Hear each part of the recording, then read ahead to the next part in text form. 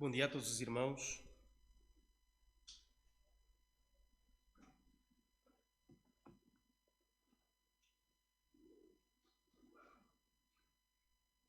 E desde já também obrigado ao pastor Filipe, não está, não é? Pelo convite que dirigiu para poder estar aqui convosco esta manhã.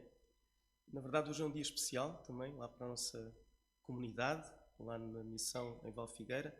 Hoje a missão completa 8 anos de aniversário, então é um dia de alegria para nós e vamos ter também lá um momento especial.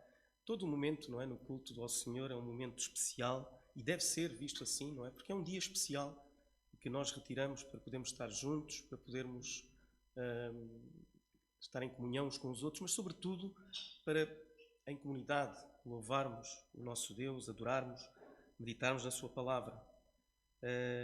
Mas claro, não é? Nós, humanos, somos sempre muito sensíveis a esta questão dos aniversários e então é com alegria, não é, que nós hoje o celebramos. E por isso também, desde já, algum irmão que queira e deseje estar presente lá em Valfigueira será certamente muito bem-vindo. Depois da reunião, se isto não vos estimular, também teremos um lanche, não é? Que as irmãs lá prepararam, rico também.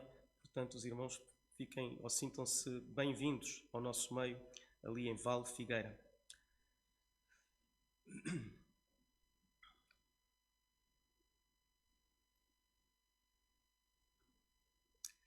Gostava que os irmãos abrissem as vossas Bíblias no primeiro livro de Crónicas, e pudéssemos ler, situar-nos desde logo no capítulo 4, não é? Versículos 9 e 10. Eu creio que, muito provavelmente, alguns dos irmãos, se não todos, já terão passado alguma vez por esta passagem, não é? Muitas vezes ela é conhecida como a oração de Jabés. Portanto, eu penso que se calhar se nós já nos habituamos a procurar ler a Bíblia regularmente e de uma forma, ou seja, constante e na sua totalidade, seguramente já teremos passado por este texto. Por vezes, não é? E eu confesso que também era um pouco assim ao princípio, não é? Nós, quando passávamos por aqueles textos em que víamos genealogias sem fim, a gente começava a saltar aqui um bocado mais depressa, porque na verdade, não é? Há pessoas que se dedicam a isso, há pessoas que inclusive procuram ali as ligações e às vezes é um bocado difícil nós encontrarmos as ligações, porque elas estão ali, depois estão um bocadinho mais à frente, às vezes saltam, e então tem que se estar muito atento. E então a gente dizia, bom, isto aqui é a genealogia, portanto a gente passava. Mas é curioso que nós encontramos no capítulo 4, a meio de uma genealogia, de uma enorme, ou de um conjunto de genealogias, nós encontramos este texto nos versículos 9 e 10, de forma muito destacada, não é? Nós sabemos, fazendo aqui uma pequena introdução, antes de lermos o texto, nós habituámos-nos, não é, normalmente a catalogar, até porque nos ajuda a sistematizar, portanto, a forma como lemos a palavra do Senhor, a forma como meditamos, como estudamos, habituámos-nos a sistematizar de alguma forma o agrupamento dos livros. E sabemos que, não é, que temos um conjunto de livros, não é, históricos, não é, que nós dizemos históricos. E não há muito tempo, eu dei por mim a pensar exatamente nisto. E ainda antes de ter sequer meditado nesta passagem, que por vezes nós nos agarramos à catalogação que fazemos dos livros e talvez com esta catalogação que nos habituámos a fazer, de haver livros históricos, de haver livros da lei, de haver livros poéticos, não é? Nós, porventura, deixamos passar a maior, se quiserem, a maior importância que eles têm, é que eles são livros teológicos. Eles, antes de serem históricos de lei, eles são livros teológicos, são livros que de alguma forma nos ajudam a perceber, a entender, a conhecer o caráter de Deus. E esse é o principal, não é? O principal objetivo que a palavra tem. É o Senhor, nosso Deus, a revelar-se, não é? Para que nós o conheçamos. E então, muito antes desta catalogação que nós habitualmente fazemos, está efetivamente o caráter teológico dos livros. O primeiro livro de Crónicas, e eu julgo que os irmãos também saberão e terão essa ideia, o primeiro livro de Crónicas, na verdade, não aparece de forma indistinta do segundo livro. Portanto é muitas vezes, inclusive, aliás, originalmente visto como um livro único. E havia uma coisa curiosa, quando eu era mais novo, e achava, não é? Nós estamos aquela coisa, aquela avidez de queremos saber mais e queremos saber mais. Às vezes, não é? Mais com aquela coisa de saber mais e muitas vezes só por saber mais. Isso também não é bom, não é? Nós devemos ter e procurar conhecimento da palavra, e com avidez, mas na verdade para que de facto o possamos aplicar, para que a possamos usar na nossa vida e não apenas para que nos sentamos mais conhecedores e melhores eventualmente do que os outros.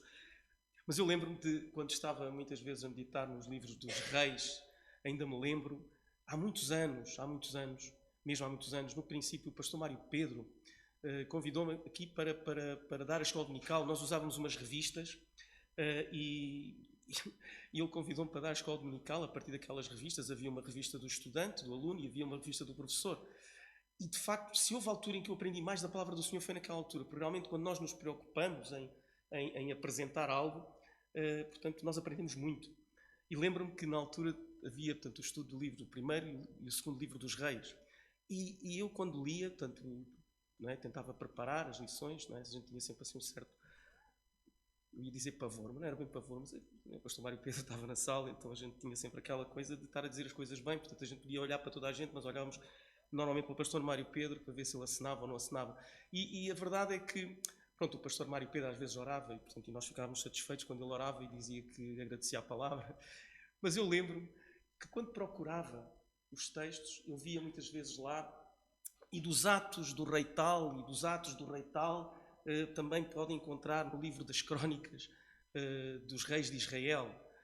E eu achava que ia ao livro das Crónicas procurar, não é? Portanto, e muitas vezes dizia, mas isto não tem mais do que aquilo que disseram ali.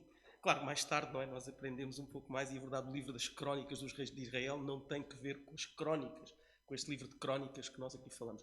É verdade que este livro de Crónicas, ou estes livros de Crónicas, têm uma extração muito substancial dessas Crónicas dos Reis, que eram escritos com um sentido, esses sim, muito mais histórico, e de verter os factos, não é? Que diziam respeito àqueles reis. Mas com um sentido histórico. E aqui não. Há uma preocupação de haver um sentido teológico. Mais uma vez, por alguma razão, Deus a revelar-se ao homem naquilo que era a representação dos reis e daquilo que os reis representavam para a nação de Israel, ou, neste caso em particular, os livros de Crónicas focados no reino de Judá. Então, este é o contexto. É um livro teológico, não é? E por isso é que muitas vezes não encontrava, porque de facto esses livros não estavam ali na Bíblia, não é? Provavelmente o autor destes livros, não é? Terá sido, portanto, é comumente aceito que tenha sido Esdras, e talvez uma parte também de, tanto Neemias. Aqui não há tantas certezas assim, e mesmo ainda entre os estudiosos, portanto, há sempre uma certa, como é que eu ia dizer, uma certa incerteza, mas aceita-se comumente que terão sido escritos por Esdras, e muito provavelmente depois, não, muito provavelmente aí com certeza, após o regresso do cativeiro da Babilónia. Porquê? Porque, entretanto, há referências, portanto, ao mesmo. Claramente, um livro focado no reino de Judá, enquanto que nós vemos no primeiro e segundo livro de Samuel, não é? Portanto, a chegada, portanto, do rei David e a forma como David chega, portanto, ao reinado. Mas depois nós vemos que o primeiro e o segundo livro dos reis vem falar sobre os reis que reinaram em Israel e Judá, não é? E o relato é sempre muito alternado, não é? Entre os reis de Israel e os reis de Judá. Enquanto que o primeiro e o segundo livro de Crónicas foca-se exclusivamente no reino de Judá. E se nós olharmos para o primeiro livro, não é? Nós vemos que os primeiros 9 capítulos do primeiro livro de Crónicas, os primeiros 9 capítulos são fundamentalmente, essencialmente, genealogias. Não é? Nós vemos as genealogias que dizem respeito desde Adão, não é? Portanto, desde Adão até, portanto, nós vermos também a genealogia a partir de, portanto, desde Adão, Noé, vemos depois a história também do povo e as genealogias daquilo que era o povo em Jerusalém. Portanto, é um livro muito, muito denso em genealogias, e talvez por causa disso, a menos que estejamos muito, muito interessados em estudar essas genealogias e ver as relações entre aqueles que ali estão, claramente o objetivo parece-me, e parece a muitos comentadores e estudiosos, que há ali uma preocupação em estabelecer de uma forma muito clara aquilo que é depois, não é, a origem do Messias, aquele que, entretanto, viria ao mundo. Então os primeiros 9 capítulos têm esse fundamento, e depois temos que, a partir do capítulo 10 até ao final, portanto, a história do reinado de Davi, muito focada então no reinado de Davi. Mas, curiosamente, sem esperarmos, não é? E nós chegamos ali ao capítulo 4 e encontramos este texto. E este texto, que se encontra lá então, 1 de Crónicas, capítulo 4, 9 e 10, diz assim: E foi Jabés mais ilustre do que seus irmãos, e sua mãe chamou o seu nome Jabés, dizendo: Porquanto com dores o dei à luz. Porque Jabés invocou o Deus de Israel, dizendo: Se me abençoares muitíssimo, e meus termos amplificares, e a tua mão for comigo, e fizeres que do mal não seja aflito. E Deus lhe concedeu o que lhe tinha pedido. Se os irmãos lerem os primeiros 9 capítulos, haverá ali e aqui alguns textos que apontam de uma forma diferente para aquilo que é a genealogia, mas há sempre uma preocupação em estabelecer um contexto de tempo e espaço, ordem genealógica. Este será o texto que, de alguma maneira, se sobressai no meio destes 9 capítulos. E não deixa de ser interessante que, no meio de tanta gente e de tanta sequência, apareça o relato deste Jabés. E mais curioso ainda é porque, se os irmãos lerem o versículo anterior e se depois lerem o versículo seguinte, portanto o versículo 8 e depois o versículo 11, parece que Jabés está ali assim tipo à pressão, não é? Porque não se fala exatamente de quem ele é filho, nem tão pouco depois a seguir se diz a quem ele dá origem. No capítulo 2, penso que no versículo 55, eu não apontei, mas acho que decorei, há uma referência inclusivamente a Jabés como território, ou seja, onde habitavam os escribas. E há, inclusivamente, nos originais, referências feitas, que não são do cânon, mas que são referências que são feitas da tradução ainda muito antiga da Bíblia, de que efetivamente se poderia tratar de um homem ligado às leis, que conhecedor das leis de Deus, mas não há certezas, não há garantias sobre isto. Mas que claramente a palavra do Senhor faz um destaque para este homem, nós não temos dúvidas, porque no meio de uma sequência genealógica aparece-nos Jabés, e nós até quase que de uma forma assim muito, não é, coloquial, podemos dizer, sem percebermos muito bem de onde ele vem e a que é que ele dá origem. Não vamos ficar com esta ideia, porque depois há alguns historiadores e alguns estudiosos, não é, que efetivamente conseguem depois encaixar Jabés no meio da genealogia que se segue. Mas ainda assim não deixa de ser interessante a forma como este texto aparece. Por outro lado, quando nós lemos a primeira parte do primeiro versículo, nós lemos assim: E foi Jabés mais ilustre do que seus irmãos. Reparem, estamos a falar de um relato que obviamente é feito e é escrito por um homem, mas inspirado por Deus. Estamos a falar da palavra de Deus. E nesse sentido, este destaque é feito na palavra de Deus, não é? Na inerrante palavra de Deus. E claramente nós verificamos que este homem era reconhecido como ilustre. Em algumas traduções, eventualmente, falará de honrado ou mais honroso, mais honrado que os seus irmãos. Mas aqui nós, nesta tradução, mais ilustre, o significado será muito semelhante.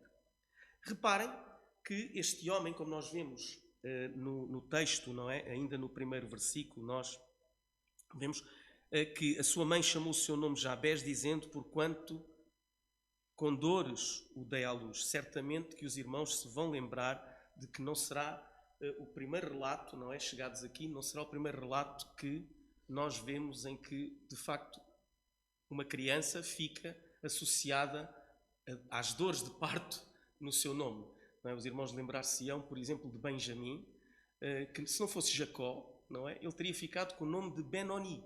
Benoni, que quer dizer também, ou tem uma relação no significado com as dores de parto. Esse tinha sido o nome que Raquel lhe tinha dado. Porquê? porque de facto com muitas dores e com muito sofrimento o tinha dado à luz. Mas mais tarde então, neste caso Jacó, deu o seu nome, portanto, deu o nome de Benjamim. Portanto, uma das coisas que pode eventualmente também, quando nós vemos este primeiro texto, é se o destaque que é dado aqui, fruto daquilo que depois vamos ler a seguir, se o destaque tem alguma coisa a ver com uma situação posicional, social deste homem. Bom, talvez possa ter, porque se alguns historiadores comentam e dizem que a partir dele poderia ser também um homem ligado, portanto, à lei, talvez um dos escribas, então poderá ser que efetivamente fosse alguém, não é, que conhecia a lei de Deus e que era próximo, tinha intimidade, este relacionamento com Deus. Mas acredito que muitos deles também, aqui citados nestas genealogias, o pudessem ser. Mas este é destacado, este é realçado na palavra do Senhor. Então, quando nós lemos a seguir o texto, não é? E já lá vamos, poderá ficar aqui uma questão, é que desde já, não é? Ele é destacado, mas nós eventualmente ficamos, talvez, a perguntar-nos porquê. Porquê o seu destaque? Mas a verdade é que ele é desde logo destacado e parece que depois o versículo seguinte vem a confirmar a razão do seu destaque. E ele é claramente reconhecido como um homem a quem Deus escutou. Um homem a quem Deus escutou. Um homem cuja oração Deus respondeu. E isto dá-nos que pensar. Dá-nos que pensar porque, e não foi, digamos que também à toa, que de alguma forma aterrei também neste texto, dá-nos que pensar porque, e a mim tem-me dado que pensar, porque uma das questões que de alguma forma me tem vindo à mente nos últimos tempos, e claro que nós quando aqui estamos também temos assim o nosso background, portanto, as nossas razões, aquilo que nós meditamos e refletimos sobre a palavra de Deus, é se as orações, se as minhas orações ao Senhor são orações segundo a sua vontade, se eu tenho orado, se tenho procurado orar segundo a vontade de Deus, ou se porventura não correndo o risco, porque esse corremos sempre, mas se eventualmente não tem havido uma preocupação, um zelo na minha oração e na forma como eu me dirijo ao Senhor, em procurar fazê-lo de acordo com a sua vontade. Não é? Porque é muito mais fácil e mais humano, mais natural, que nós olhemos à nossa volta e ao vermos dificuldades, ao vermos situações que nos atrapalham, que nos atormentam, nós focarmos nisso para, de alguma maneira, nos dirigirmos ao Senhor. E então a nossa oração torna-se em algo que é apenas e só utilitária para nosso benefício, para nossa, não é, para que de alguma forma nós fiquemos livres de algo que nos atormenta. O que nos deixa a pensar, ou que me deixa a pensar, se eu tenho orado o suficiente, se eu tenho procurado orar o suficiente. São questões, não é? Mas há aqui algo que no texto nós vemos acerca deste homem. E se nós formos para o versículo seguinte, não é? Nós vemos que ele, na forma como orou, diz: se me abençoares muitíssimo. Se me abençoares muitíssimo. Algumas traduções, e isto também tem a ver também com a forma, o texto como está, dá a sensação que há aqui uma condição. Mas há textos, há traduções que não têm esta condição. Porquê? Porque há efetivamente aqui também uma questão relativamente à tradução desde o original, porque a ideia que se coloca é se eventualmente este homem estava procurando fazer um voto ao Senhor, ou seja, colocando uma condição de um voto ao Senhor, ou, como algumas traduções mais recentes colocam, não, que teria sido eventualmente uma oração no seu discurso direto. Ou seja, abençoa-me muitíssimo, e não tanto se me abençoares muitíssimo. O que parece ser claro em qualquer uma das ideias é que, de facto, este homem orou de uma forma muito ousada ao Senhor. Não é? A ideia poderá ser de alguém que, porventura, estaria clamando ao Senhor. E clamando, se me abençoares muitíssimo.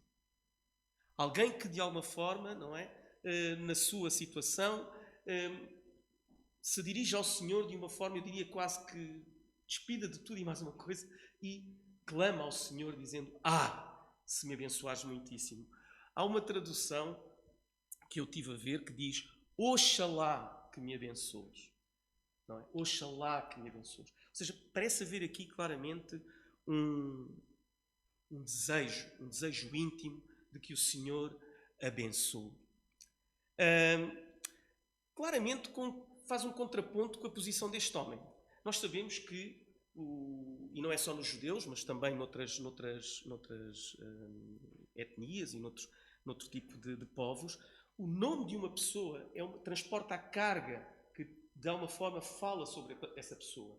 E nós vemos que Jabes tinha um nome que o destacava pela negativa. Portanto, seria alguém que era conhecido por ter provocado dores. Portanto, estava ligado a algo negativo, portanto, que estava relacionado com o seu nascimento. Mas ainda assim, isto não impede este homem de ousadamente louvar, ou neste caso orar ou dirigir-se ao Senhor para pedir que Ele o abençoe muitíssimo. Portanto, e aqui não há dúvidas. Ele pede efetivamente que o Senhor o abençoe muitíssimo. Talvez este homem, e agora talvez, este homem se sentisse, não é, como o salmista, não é, quando nós lemos lá no Salmo 119, no versículo 141, pequeno sou e desprezado, mas não me esqueço dos teus mandamentos. Ou seja, este homem poderia sentir-se eventualmente colado a uma carga negativa e por isso eventualmente impedido. Mas não, ele dirige-se ao Senhor reconhecendo a sua condição e ao reconhecer a sua condição, ainda assim, ele se manifesta e reconhece que ele pode falar com Deus e pode chegar até Deus. Nos dias de hoje, não é? Talvez se nós olhássemos para este texto, nós poderíamos ficar tentados eventualmente a ver o que se passa um pouco naquilo que nós chamamos da teologia da prosperidade. Porque hoje vendem-se bênçãos, não é? Vendem-se bênçãos. As pessoas são chamadas para virem declarar a sua bênção, para virem tomar posse da sua bênção, para virem conquistar a sua bênção. As pessoas são, não é, inundadas com este tipo de discurso para que, de alguma maneira, elas venham declarar uma vitória sobre alguma coisa. E isto não tem nada a ver com a Bíblia, não tem nada a ver com a palavra do Senhor. Aquilo que nós vemos é que, efetivamente, como este homem orou, é que não há qualquer problema em nós pedirmos, de facto, a bênção de Deus. Não é? Podemos, eventualmente, sentir que poderia ser um desejo egoísta. Senhor, abençoa-me. E então, quando lemos o texto seguinte, até podemos ficar um pouco, não é? Mas este homem estará a pedir bens materiais, este homem estará, efetivamente, focado em que seja mais rico. Mas se esta palavra, ou se este texto que faz parte da palavra do Senhor for visto em contexto, sabemos que não, porque não vemos em ocasião alguma que alguém, por alguma razão e sobretudo por interesse pessoal ou material, possa estar a pedir bens ao Senhor. Então, claramente, nós não vemos qualquer problema e não devemos ver qualquer problema em pedir a bênção de Deus, mas devemos ter cuidado com aquilo que pedimos e a forma como pedimos. É isto que nós lemos, não é? Na palavra do Senhor lá em Tiago. Nós lá em Tiago, no capítulo 4, nos versículos 3 a 5, lemos assim: pedis e não recebeis, porque pedis mal. Isto faz algum contraste com aquilo que nós lemos deste homem, porque já sabemos o resultado final. Este homem pediu e Deus respondeu. Deus respondeu. Então não há necessariamente mal, não há, em que nós possamos pedir que Deus nos abençoe. E que nos abençoe muitíssimo. Mas a explicação, de alguma forma, também encontramos lá em Tiago, não é? Porque pedis mal para o gastardes em vossos deleites. E ele aqui não brinca com as palavras, ele é muito duro. Ele diz: adúlteros e adúlteras. Não sabeis vós que a amizade do mundo é inimizade contra Deus? Portanto, qualquer que quiser ser amigo do mundo, constitui-se inimigo de Deus. Ou cuidais vós que em vão, diz a Escritura, o Espírito que em nós habita tem ciúmes. Então, claramente, nós não vemos e percebemos, pelo exemplo deste homem, que não há mal nenhum em nós pedirmos que o Senhor nos abençoe e que nos abençoe muitíssimo. Mas o texto continua e diz assim, e este é como que o segundo pedido: e os meus termos amplificares.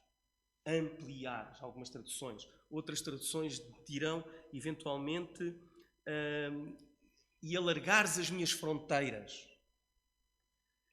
E então aqui a gente fica, espera lá, mas este homem está a pedir o quê? Mais riqueza, mais conquista, mais território? Não creio. Porque, à luz daquilo que é o seu pedido e aquilo que é o facto de o Senhor o ter ouvido, e atenção, não há certezas, porque o que é importante é a razão pela qual ele está a pedir e aquilo que ele está a pedir. Nós vemos, como eu disse há pouco, não vemos na Bíblia exemplos de orações respondidas cujo foco seja apenas e só material e com um fim material. Por isso aqui também não creio que o seja. Independentemente de nós não sabermos ao certo se ele está efetivamente a orar por território, ou que alarga as suas fronteiras e seja efetivamente território, ou eventualmente aqui uma visão mais espiritual, visto ele ser um homem que conhece a lei do Senhor. A verdade é que este homem era distinto entre os outros, e aqui nós sabemos e vimos que ele é distinto entre os outros na visão de Deus, porque é a própria palavra que o afirma. Portanto, a visão, independentemente daquilo que seja a base e o ponto de partida, a visão tem que ter um alcance muito mais espiritual do que material.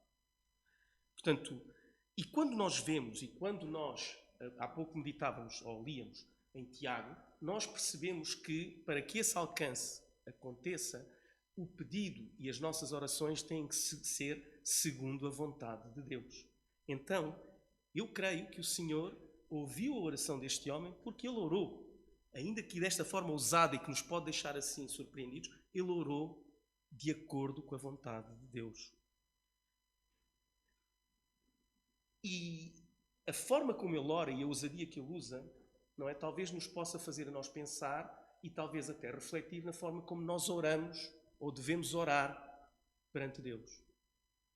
Não está errado nós pedirmos mais ao Senhor. A questão é mais o quê e para quê. O que é que vamos pedir mais ao Senhor e para quê? Para que uso? Para que utilidade? De acordo com a sua vontade. Talvez nós possamos olhar para este texto e ver o reino de Deus. De que forma podemos orar para que o Senhor amplie a nossa visão, amplifique a nossa visão e nos dê para ver para lá das fronteiras? E que isso, eventualmente, nos traga e nos traz necessariamente mais responsabilidade. Ou seja, não pedir para que nós sejamos mais importantes, sejamos vistos como pessoas mais notórias ou notadas, mas, eventualmente, para o reino de Deus. E eu creio que, segundo a vontade do Senhor, este homem estava orando por mais para a glória do Senhor, de acordo com a sua vontade. E talvez então a nossa oração poderia ser, como crentes, que o Senhor ampliasse a visão, a nossa visão do reino, do seu reino. Para que eu possa ver, eventualmente, para lá das fronteiras que eu hoje vejo, porque eu vejo curto. Tenho vistas curtas. Temos vistas curtas. Então, como orar para que Deus nos dê uma visão para lá dessas fronteiras? Que, de alguma forma, possa ultrapassar as barreiras que nós hoje vemos como dificuldades inultrapassáveis. Mas porquê? Ou focados em quê? No reino de Deus. Como crentes, não é? Não podemos simplesmente orar para que o Senhor nos dê um carro melhor, ou uma casa melhor, ou um emprego melhor, se a visão do reino não estiver ali presente. É isso que nós podemos aprender também com a oração de Jabés. É isso que nós podemos ver também, se quiserem, como um corolário daquilo que nós lemos em Tiago. Há um terceiro pedido. E a tua mão for comigo. Este homem, quando ora, e mais uma vez nós vemos aqui um ensino, este homem, quando ora, ele sabe que precisa de Deus para ver mais além. Ele sabe e ele tem a consciência de que precisa da bênção de Deus para ver mais além, para ir mais além.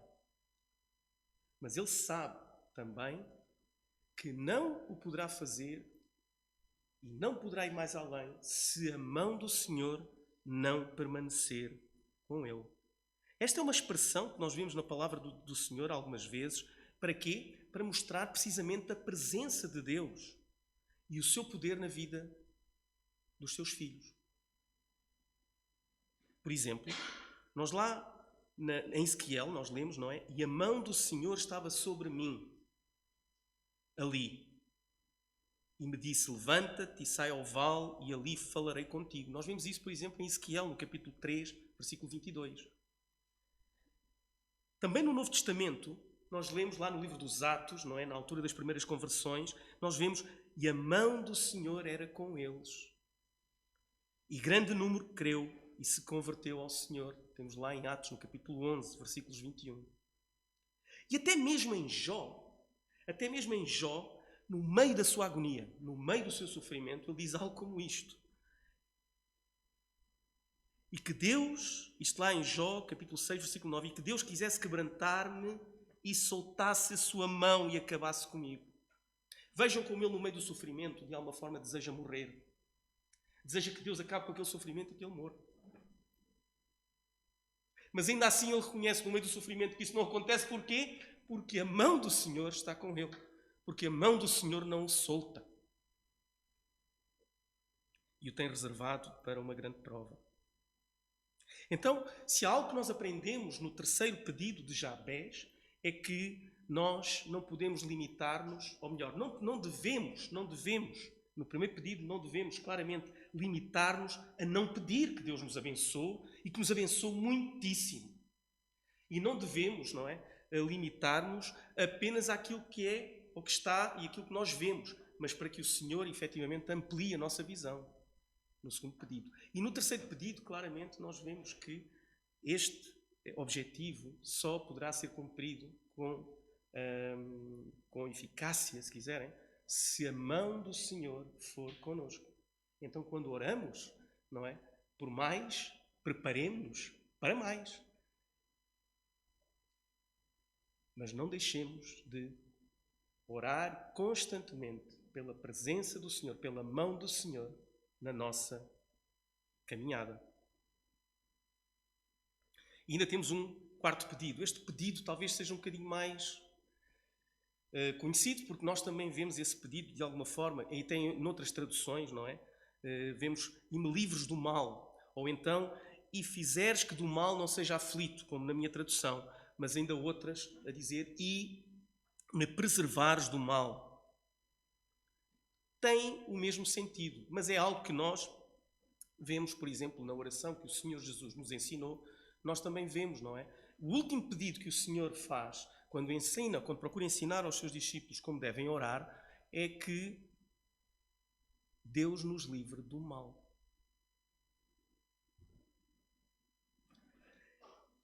Um homem que ora por mais visão, um homem que ora por mais responsabilidade implícita, um homem que reconhece a necessidade da presença da mão do Senhor, da presença constante do Senhor na sua vida e no seu labor, ele sabe que o mal pode vir.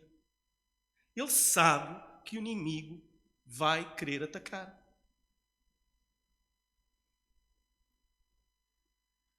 É por isso que o Senhor nos ensinou a orar que Deus nos livrasse do mal.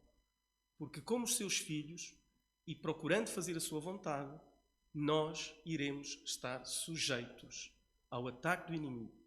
Nós iremos estar sujeitos aos nossos próprios constrangimentos, aos constrangimentos do nosso próprio coração. Porque o nosso coração continuará a ser enganoso até ao dia em que seremos restaurados para a eternidade. Então, livrar-nos, pedir que nos livre do mal, é uma boa prática que nós vemos mais tarde o Senhor Jesus ensinar e que Jabés usou também na sua oração. E se tens dúvidas que de facto, como crente, como servo do Senhor, como seu discípulo, tu possas ser ou estar sujeito ao ataque, penso que não tens dúvidas, não é? Mas ainda assim tu poderias ver, por exemplo, o exemplo de José, no Egito. Talvez pudesses ver o exemplo de Moisés, que enfrentou dificuldades, para lá daquelas que enfrentou naturalmente com os seus próprios medos, os seus próprios receios, o facto de enfrentar Faraó, o facto de enfrentar também muitas vezes a ira do povo, Elias, Daniel. Talvez essas histórias te façam lembrar que, sendo eles vistos como grandes heróis da fé, todos eles, de alguma forma, são reconhecidos como heróis da fé porque enfrentaram e ultrapassaram as dificuldades. E já para não falar dos próprios discípulos e apóstolos, não é? Que tiveram que pagar o preço mais elevado com a sua vida para que a Igreja continuasse a crescer. Porque haveríamos nós de julgar que, como Igreja do Senhor, hoje aqui, neste lugar, ou noutro lugar qualquer do planeta, não haveria um preço a pagar por sermos crentes e discípulos do Senhor Jesus. Há um preço a pagar. E se nós formos como Jabés e orarmos desta forma, e porque também não é só uma questão de nós orarmos desta forma, é porque de alguma forma esta forma é concordante com a forma como o Senhor Jesus nos ensinou, então esta é uma boa forma de orarmos. Porque também não podemos cair naquele erro de então eu não vou orar como Jabés. Porque senão isto pode me correr mal. Não é só uma questão de sabermos reconhecer o que é uma oração bem feita e respondida, como também o facto de havermos nisso um exemplo de como nós devemos orar enquanto servos do Senhor. Orarmos com ousadia para avanço do reino. Orarmos com ousadia porque isso nos vai trazer, eventualmente, mais trabalho e responsabilidade. Orarmos com ousadia porque isso também nos vai trazer inimigos e nos vai trazer confronto.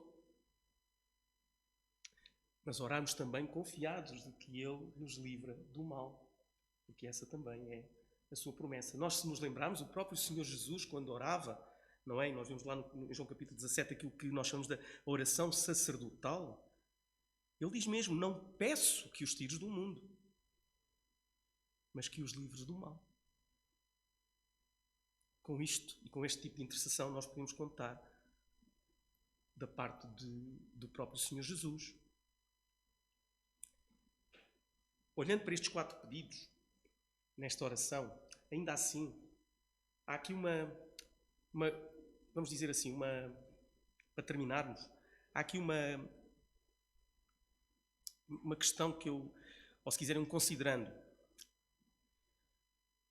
E não pretendo com isto chocar os irmãos, mas apenas retratar aquilo que é a mais pura das realidades à luz da palavra do Senhor. Tu hoje estás aqui, ou qualquer um de vocês que aqui está numa condição apenas de 2 possíveis. Ou és salvo, ou estás perdido. Ou és salvo, ou estás perdido. E aqui talvez a questão poderia ser, mas o que é que a oração de Jabés poderá ter, ou se quiserem, o que é que o exemplo de Jabés poderá ter a ver com isto? Olha, se tu efetivamente estás aqui porque crês no Senhor Jesus Cristo como o teu Salvador e claramente tu já deste a indicação, deste o passo, não é? Porque Ele o deu primeiro, não é? Morrendo na cruz para te salvar. E tu crês que Ele ressuscitou e a tua maior aspiração é de que um dia Ele voltará ou de que um dia tu estarás com Ele. Então aqui a pergunta que eu te deixo é: que impacto é que a oração de Jabés tem nas tuas orações ou pode vir a ter nas tuas orações, nas tuas petições? Nós em João, em 1 de João, nós lemos: e esta é a confiança que temos nele, que se pedirmos alguma coisa segundo a sua vontade, Ele nos ouve. Esta é uma promessa tremenda. A questão é como é que está o teu coração e como é que tu estás a pedir. E, irmãos, essa é uma reflexão que eu tenho vindo a fazer. Portanto, eu estou em primeiro da fila, se quiserem. E se sabemos que nos ouve em tudo o que pedirmos, sabemos que alcançamos as petições que lhe fizermos. Agora sim, de acordo com a palavra do Senhor, a vitória está garantida. A vitória não é eu ter o melhor carro, a melhor casa, o melhor emprego, ou ter saúde. A vitória é sabermos o que é que nós fazemos com isso para o reino de Deus. O que é que nós fazemos com isso?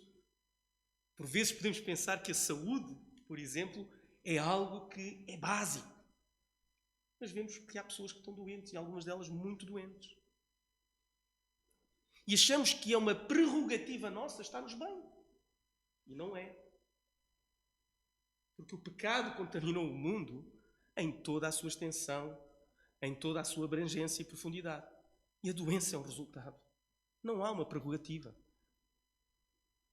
A questão é, oremos por mais saúde, claro, mas o que é que vais fazer com ela? Pode parecer muito básico, é só para estares bem. Onde é que está a visão do reino? É mais fácil, se calhar, nós discutirmos acerca dos bens materiais. Mas ainda assim, onde é que está a tua visão do reino? As mais jovens talvez hoje estejam a estudar para ter um bom emprego. O que é que vais fazer com isso? Onde é que está a visão do reino aí? Termos um melhor trabalho, certamente não faz mal, não é uma coisa errada. Mas onde é que está a visão do reino? Para que o Senhor escute as tuas orações. Uma casa, o que seja. Onde é que está a visão do reino?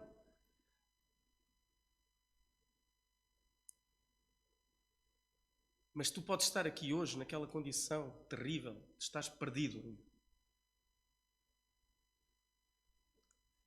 O que é que Jabés pode nos ensinar aqui? Olha, há uma coisa que eu sei. É que esta é uma condição em que nós estamos todos até ao dia da salvação. Jabés tinha tudo para lhe correr mal.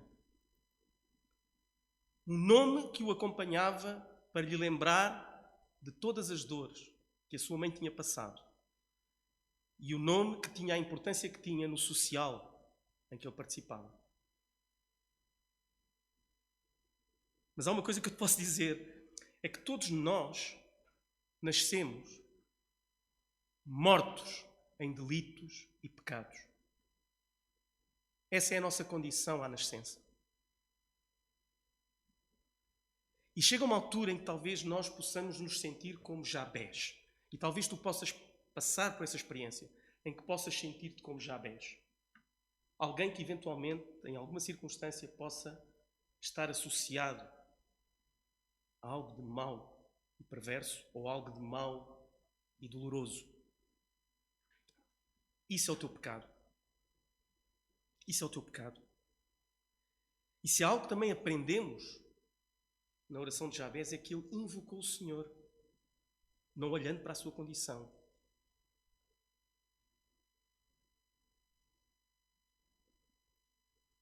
E o Senhor ouviu a sua oração. Se tu estás aqui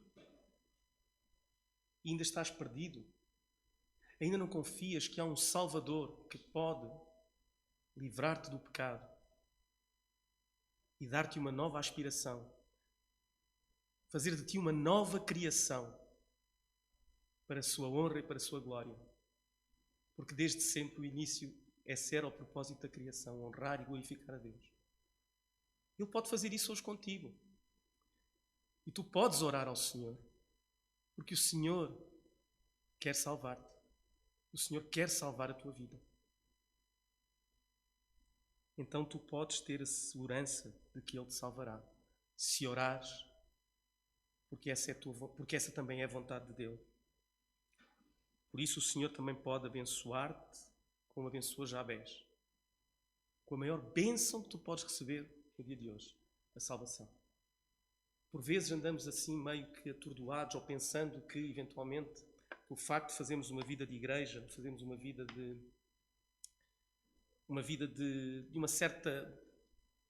um certo formato, certa rotina, podemos ficar adormecidos e deixarmos de questionar ou fazer aquela questão fundamental nas nossas vidas.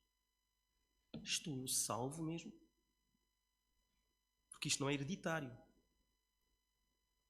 Estou eu mesmo salvo? Isto não é por osmose, não é por contacto.